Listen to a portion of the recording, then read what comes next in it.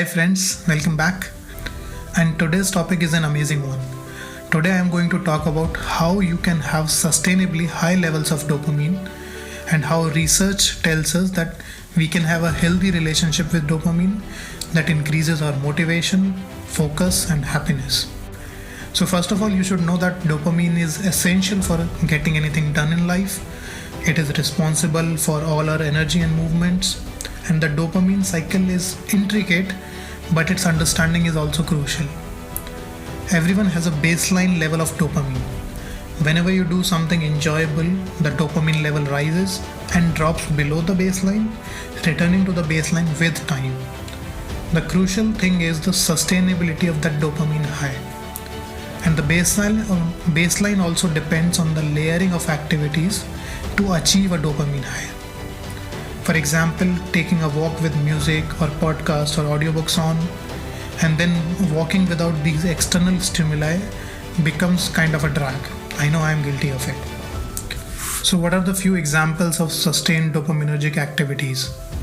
Activities such as cold showers have sustained dopamine highs, whereas smoking has short-lived dopamine highs.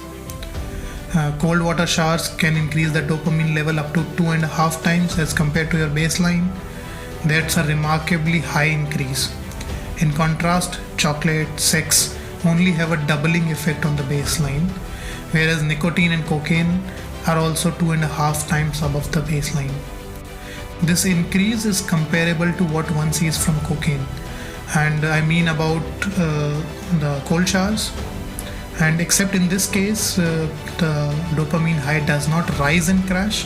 Instead, a sustained rise taking up to 3 hours to come back to baseline.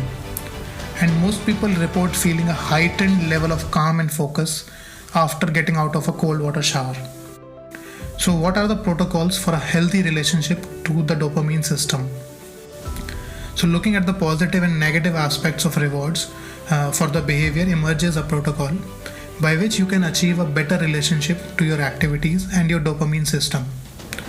So everybody knows that hard work is hard, and generally most people don't like working hard, but some do. Most people work hard to achieve some end goal. Hard work becomes much more challenging because of the way that dopamine relates to the perception of time.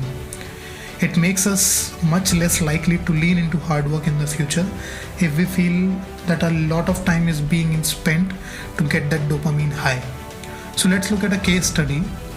An experiment was conducted at Stanford many years ago.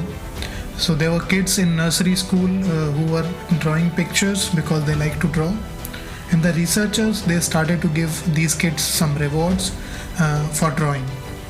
And when they stopped rewarding, they found out that the kids who initially liked to draw had a less level of enthusiasm and motivation to draw on their own.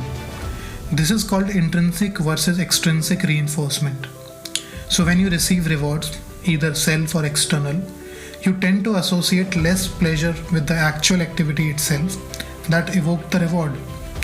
A peak in dopamine from a reward lowers your baseline, and the cognitive interpretation is that you did not really do the activity because you enjoyed the activity, you did it for the reward. When and how much dopamine you experience is analogous to your experience of time, as I mentioned earlier also. So when you engage in an activity, because of the reward that you are going to receive, you start to dissociate the neural circuits for dopamine reward that would have been usually been active during the activity because the reward arrives at the end. It substantially reduces the pleasure achieved from that activity. So what is the answer to this question then? How can you have sustainably high levels of dopamine? So the abstract answer is to enjoy the process of the journey rather than focusing on the goals. And this is the antithesis of the growth mindset, which is striving to be better, where striving itself is the end goal. It delivers tremendous performance. All of us can cultivate a growth mindset. You need to convince yourself that you are enjoying the process. It feels like you are lying to yourself, and in a way you are, but it is the way you will reinforce your brain to start enjoying the process and start to associate with a dopamine release. For example, if you are a student having difficulties studying, sit at your desk and tell yourself that you enjoy study continually. Make yourself believe that you are not studying for a final grade, but you are studying to learn. When you focus only on the trophy or only on the grade or only on the win as the reward, you undermine this entire process. So how do you do this? You do this in the moment of most intense friction. You tell yourself that okay, this is very painful, and because it's painful, it will evoke an increase in dopamine release later.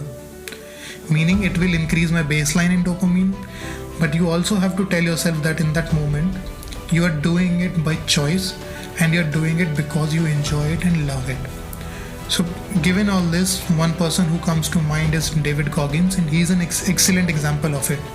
And many of you are probably familiar with him. He's a former Navy SEAL, and he has made a post-military career by explaining and sharing his process of turning the effort into the reward. So this was more or less from a journal point of view, and now I would like to share with you my dopamine triggers, which most of you will also relate with. So my dopamine triggers are that I like to write daily, I like to read daily, I enjoy watching Netflix while I'm eating, I am unable to take a walk without audiobooks or podcast, I am unable to commute without music, audiobooks or podcasts. I sometimes just open my phone or unlock my phone to check a text, which then leads to me checking social media, emails and whatnot. And I also write on Medium, so I at times tend to check my Medium stats, and then I also enjoy watching cricket. Then I go on the sports website and check cricket scores. So what do I do to reset my dopamine baselines from time to time? So first is I mix the genres of what I'm writing and take a day off in the week. During the days that I write, I'm not trying to march towards a word count. Rather, I enjoy writing every word because I love writing. I also keep on changing the genres of books I'm reading and skipping days in between of reading, and allot that time to talk to my friends and family. I do dopamine fast once every 6 months for a week, and in that time I am only allowing myself to work, read, write, study. No Netflix, YouTube, games, social media or podcasts.